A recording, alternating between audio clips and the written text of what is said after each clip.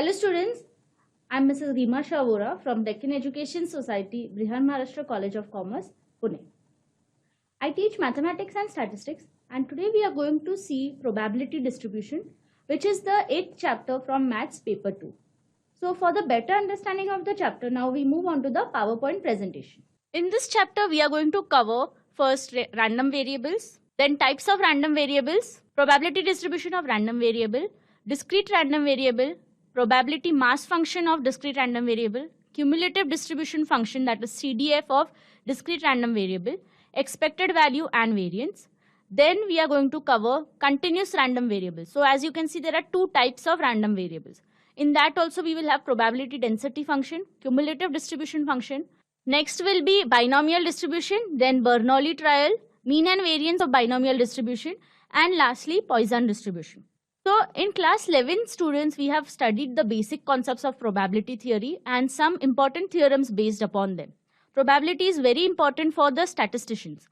Consider the random experiment. If we sow 3 seeds in a pot of land to see how many of them germinate. Since every seed may or may not germinate, so in this Y as the seed germinates, that is yes, and N if seed does not germinate, that is no.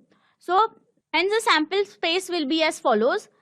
S will be Y, that is all 3 are germinating, or any 2 are germinating, or any 1 is germinating, or not single 1 is germinating. And this way we can obtain the sample space. So now let us consider the quantity, number of seeds germinate. In this way we can obtain the table as these are the outcomes. So you can see here all 3 are germinating. So outcome is 3. Here only 2 are germinating. So 2. Here 1 is germinating and here none are germinating. And then we have the values of the quantity, number of seeds germinate, and changes from one outcome to another. Therefore, the quantity which can assume different values is called as a variable. So here students, as you can see, we are not interested in the outcome, but we are interested in the number of the outcome. And that is called as a variable. Number of seeds germinated is a variable over here. Whether a seed will be germinated or not depends upon the chance, hence it is random.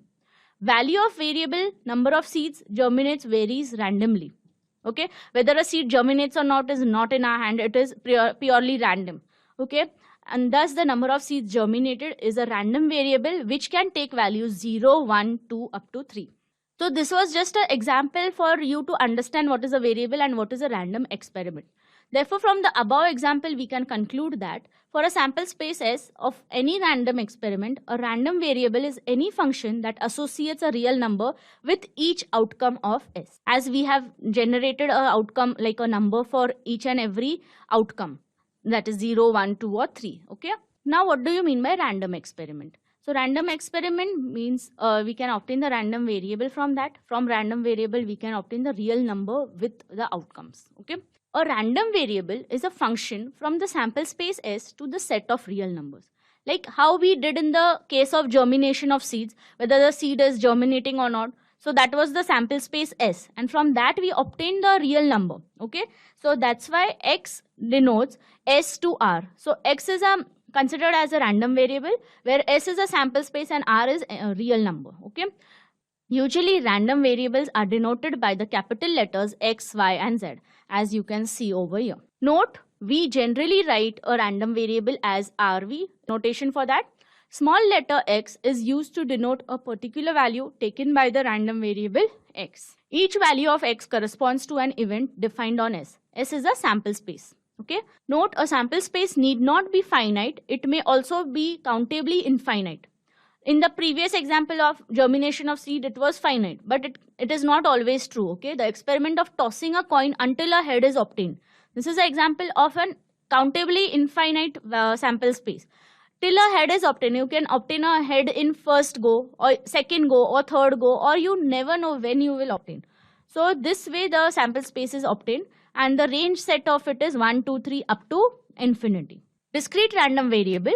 A random variable x is said to be discrete if it takes either finite or countably infinite values. Like students, we just saw that there are two sample spaces, either finite or countably infinite. So based on that, we have two different types of random variables. So one is the discrete, where we have finite values. For example, number of children in a family. It can be either 0, 1, 2, 3 or 10. But we can at least count it, okay? Number of days of rainfall in a city, number of stars in the sky, all these are discrete random variables which can be counted. Continuous random variable, a random variable x is said to be continuous if it can take any value in a given interval. Thus, a continuous random variable takes uncountably infinite values and it is obtained by measurement. So, discrete random variable, remember that you can obtain it by counting, but continuous is by measurement. For example, height of a person in centimeters. So height will keep on varying and it will have points. So that's why it is measurement. So the random variable, its most important property is probability distribution. And now we are going to see that in detail. So let us define it. If x is a discrete random variable, taking values x1, x2, x3 up to xn, we just saw it. How do we take these values? With corresponding probabilities p1, p2, p3 up to pn. Then the set of ordered pairs xi pi, where I equal to 1, 2, 3 up to n, is called as probability distribution of the random variable x. So we are just going to obtain it in this form, and that is the probability distribution. Generally, it is represented in tabular form as follows. X equal to xi, so x1, x2, x3 up to xn, and then p of xi. So we write the corresponding probability referring to the variable, and then we obtain these columns, and summation pi is always 1. Like you all have already studied that probability is 1, less than 1. Okay. So probability mass function, if x is a discrete random variable taking values x1, x2, x3 up to xn, and if we assign a number pi such that I equals to 1 to n to each real number xi, such that 0 is less equal, pi is less equal 1, I equal to 1, 2, 3 up to n, summation I equal to 1 to n, pi is equal to 1. So two conditions, it has to be between 0 and 1. Second is the addition has to be 1 compulsory. This function is called probability mass function, that is PMF of a random variable. Note, sometimes PMF may be given in the form of a function. So P of x equal to x can also be noted as NCX into Px, P raised to x, x equal to 0, 1, 2, 3, 4. Now NCX is your combination that we use, and it is equal to 0 otherwise. Second is P of x equal to x is defined as P raised to x for x equal to 1, 2 and so on, and it is equal to 0 otherwise. So these are the two forms in which we can obtain the PMF. Next is the cumulative distribution function or CDF of a discrete random variable. The cumulative distribution function of a discrete random variable is denoted by f and is defined as follows. F of x is equal to P of x less equal x, and which is equal to summation P of x equal to xi, which is equal to summation f of xi. F is the PMF of a discrete random variable x. So students, we will see this in detail. Now f of xi is equal to P of x less equal xi, P, which is equal to P1 plus P2 plus P3 and so on up to Pn. For example, if the probability distribution is given as follows. Now this is the probability distribution of some variable x, 0, 1, 2, and P of x is given 1 by 9, 2 by 9, 2 by 3. So the CDF can be obtained as follows. F of xi, remember one thing, that it is denoted by capital F. Okay, so P1, P2 up to Pn. Here f of x0. So first 0, it will be only P0, which is 1 by 9. F of x1 will be P of 0 plus P of 1. So 1 by 9 plus 2 by 9, that is 3 by 9. And lastly, f of x2 will be P0 plus P1 plus P2, that is 1 by 9 plus 2 by 9 plus 2 by 3, which is 1. Okay, and summation x equal to xi. So f is the PMF of the discrete random variable x. Hence the CDF of f of x is given as follows. Xi 0, 1, 2, 1 by 9, 3 by 9 and 1. Find the probability distribution of number of heads in 2 tosses of a coin, number of tails in 3 tosses of a coin, number of heads in 4 tosses of a coin. So 2 fair coins are tossed simultaneously. So the sample space will be head head, head tail, tail head or tail tail. Total outcomes are n equal to 4. X is equal to number of heads. Here we want the number of heads. That's why we have taken x as the number of heads. Range set of x is equal to 0, 1, 2. As you can see from the sample space, you can either have 0 head or 1 head or 2 heads. Therefore, P of x equal to 0 is TT, that is 1 by 4. P of x equal to 1 is P of ht, which is 2 by 4, which is equal to 1 by 2. And P of x equal to 2 is P of hh, which is 1 by 4 again. Because these are the only one sample space is obtained, hh, that's why 1. And the total number of outcomes are 4. That's why 1 upon 4, 2 by 4 and 1 by 4 we are writing. Now we can obtain the probability distribution of x as follows. X equal to x is 0, 1, 2. These were the range set. That's why 0, 1, 2. And x equal to x, that's what we have calculated. So 1 by 4, 1 by 2 and 1 by 4. We will write it in this way. Now, it was also asked for 3 fair coins are tossed simultaneously. If 3 coins are tossed, then the sample space will be HHH, HHT, HTH, THH, HTT, THT, TTH and TTT respectively. Okay. Now, total outcomes over here are n equal to 8. Therefore, x equal to the number of tails. Range set of x is equal to 0, 1, 2, 3. P of x equal to 0 is P of HHH when there are 0 tails. So, the answer for P of 0 is 1 by 8. When only one tail is there, that is P of HHT, HTT, HTH and THH. So, there are 3 possible outcomes. So, answer is 3 by 8. P of x equal to 2. There are 2 tails, that is. So, P of HTT, THT and TTH. Again 3 outcomes, so 3 upon 8. P of x equal to 3. All 3 tails are obtained. There is only one possible outcome. That's why the answer is 1 upon 8. Hence, the probability distribution of x is as follows. X equal to 0, 1, 2, 3. There were these 4 possible combinations. And these are the answers. So, for 0, it was 1 by 8. For 1, 3 by 8. 2, 3 by 8. And for 3, 1 by 8 again. If 4 coins are tossed simultaneously. So, students, when 4 coins are tossed simultaneously, you can understand there will be 16 possible outcomes. So, by solving that, similarly, like for 2 and 3, what we did, we can obtain the probability distribution as follows. For 0, it will be 1 by 16. For 1, it will be 1 by 4. For 2, it will be 3 by 8. For 3, it will be 1 by 4. And for 4, it will be 1 by 16. So, depending on how many tails are there, 0 tails, 1 tail or 2 tails or 3 tails or 4 tails. And then we can obtain this probability distribution.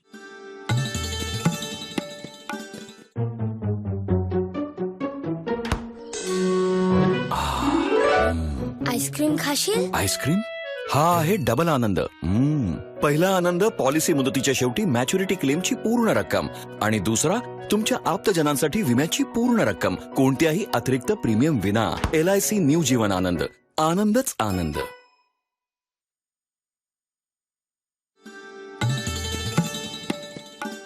Next question, obtain the probability distribution of the number of sixes in 2 tosses of a fair die. A fair die is tossed 2 times. You know a die which we play with every time, okay? So there are 36 sample points in the sample space S because 2 dice are tossed. The sample space looks like follows: 1, 1, 1, 2, 1, 3 up to 1, 6. Then you can have 2, 1, 2, 2, 2, 3 up to 2, 6. 3, 1, 3, 2 up to 3, 6 and so on. We can have last one combination as 6, 1, 6, 2, 6, 3 up to 6, 6. These are the possible outcomes of a sample space. Now x be the number of sixes. Range set of x's. Now you can either obtain 0, 6, 1, 6 or 2 sixes. Correct? Now if x is equal to 0, then what are the possible outcomes? 1, 1, 1, 2 up to 1, 5. Here 1, 6 will not be taken. Then 2, 1, 2, 2, 2, 3 up to 2, 5. Again 2, 6 is not taken because we are looking for 0 sixes. Okay. Then 3, 1, 3, 2, 3, 2, 3, 4 up to 3, 5. Okay. Then 4, 1, 4, 2 and then lastly 5, 1, 5, 2 and up to 5, 5. We are not going to consider the last one which is 6, 1, 6, 2 and so on. So such combinations will be 25. Therefore, P of x equal to 0 is 25 upon 36 where 36 is the total number of sample space. Okay. Next is if there are 1, 6. So 1, 6, what are the possible combination? 1, 6, 2, 6, 3, 6, 4, 6, 5, 6. 6, 1, 6, 2, 6, 3, 6, 4 and 6, 5. So 6, 6 will not be taken because then it will become 2 sixes. So these are the possible outcomes that it will be 10 upon 36. Now next will be P of x equal to 2. P of 6, 6 is equal to only one possible outcome is there. So it will be 1 upon 36. Hence the probability distribution of x is as follows. For 0 it will be 25 by 36. For 1 it will be 10 by 36. And for 2 it will be 1 by 36. Next question is a random variable x has the following probability distribution. X and P of x is given. determine k, p of x less than 3, p of 0 x less than x less than 3 and p of x less than 3. For x equal to x, we have summation 0 to 7 p of x equal to 1. Okay. Now from where this has come? From 0 to 7. Okay. So we know that it has to be probability summation is 1 always by the definition. Okay. So we will first calculate k by using that. So k plus 2k plus 2k plus 3k plus k square plus 2k square plus 7 square plus k is equal to 1. By adding all this, we get 9k plus 10k square equal to 1. So 10k square plus 9k minus 1 is equal to 0. This is a normal quadratic equation in terms of k. So simplifying it, 9k can be written as 10k minus k. Remove 10k common, we get k plus 1 minus 9 into k plus 1. So we get k plus 1 into 10k minus 1. Okay, so k plus 1 equal to 0 or 10k minus 1 equal to 0. Therefore, k is equal to minus 1 or k is equal to 1 by 10. But k equal to minus 1 is not possible. It cannot be negative in probability. Therefore, k is equal to 1 by 10. We discard the value of k equal to minus 1. The probability distribution of x is as follows. So 1, 2, 3, 4, 5, 6, 7. We have now in this table, the original table was in k. So after putting the values of k, these are the possible outcome. For x less than 3. So if x is less than 3 means only p of 1 and p of 2 will be counted. So we have 1 by 10 plus 2 by 10. Therefore, answer is 3 by 10. If 0 is less than x less than 3 means it has to be between 1 and 3 because it is strictly less than. So it will be 1, 2 only. Therefore, p of 1 plus p of 2. Again, we will have 1 by 10 plus 2 by 10 and the answer is 3 by 10. Next is p of x greater than 4. So it is strictly greater than 4, so 4 will not come. So 5, 6 and 7 because only till 7 it is given. So 1 by 100 plus 2 by 100 plus 17 by 100 gives you 1 by 5 after simplifying. Next is expected value. Now let x be a discrete random variable taking possible values x1, x2, x3 up to xn with probabilities p1, p2, p3 up to pn respectively. Then the expected value or mean of the random variable is denoted by e of x or mu and is defined as mu equal to e of x, which is x1 p1 plus x2 p2 plus up to xn pn. So how many ever variables are there? We are going to multiply x1 and p1, add them up, and therefore we get the final answer is summation I equal to 1 to n xi pi. In this way we obtain the expected value. Note that the value of e of x can be positive, negative, or it can also be 0. Okay, if PMF of x is p of x, then e of x is given as x into summation x into p of x. And if e of c is equal to 0, like if c is a constant, then e of constant is always 0, expected value. Next is the variance. Let x be a discrete random variable taking possible values x1, x2, x3 up to xn with probabilities p1, p2, p3 up to pn respectively. And mu equal to e of x. So e of x is your expected value, okay, and probabilities and random variables we have considered. Then the variable of x is denoted by VAR of x. In short, we write it as VAR, which is variance, and sigma square is the notation for it. So sigma square is equal to variance of x, which is equal to summation I equal to 1 to n xi minus mu square ti.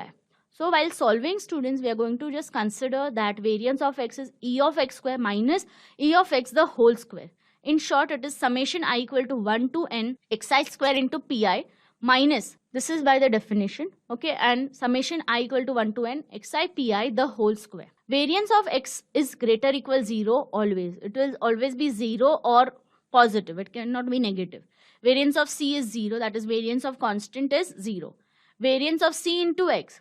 So we remove c square outside and variance of x for the variable only if c is a constant. Then we have standard deviation. The positive square root of the variance is called as the standard deviation and it is denoted by sigma. So sigma is equal to root of variance of x. Let us see one example based on the expected value variance. Calculate the expected value and variance of x. If x denotes the number obtained on the uppermost face when a fair die is thrown.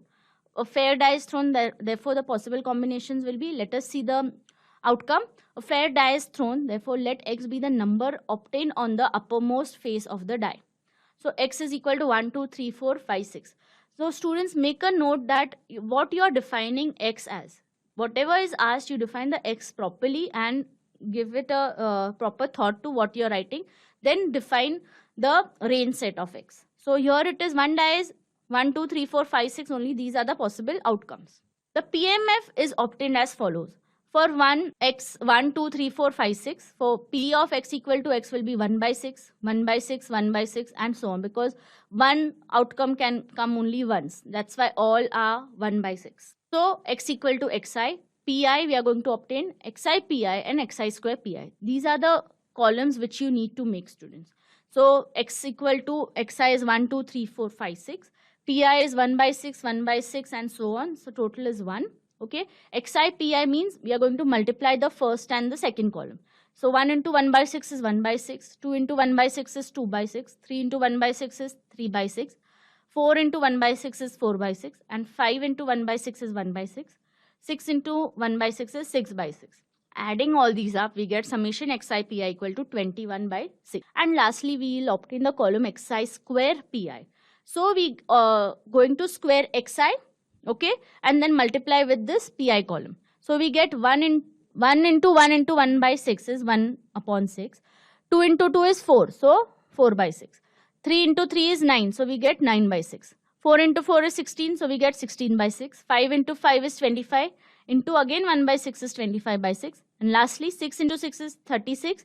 Into 1 by 6 gives you 36 by 6. So summation xi square pi is 91 upon 6. Both these are going to be used for variance and this will be used for expected value. So just make a note of which columns you need to obtain. Now E of x is summation xi pi, which is 21 upon 6 by the above table. So we get 7 by 2. Therefore E of x is 3.5. Variance of x is summation xi square pi minus summation xi pi the whole square. So we get 91 upon 6 minus 21 upon 6 the whole square. So we get 91 upon 6 minus 441 upon 36. And after solving, we get 105 upon 36, which is 35 upon 12. Therefore, variance of x is 2.9167. So students, here E of x is 3.5 and variance of x is 2.9167.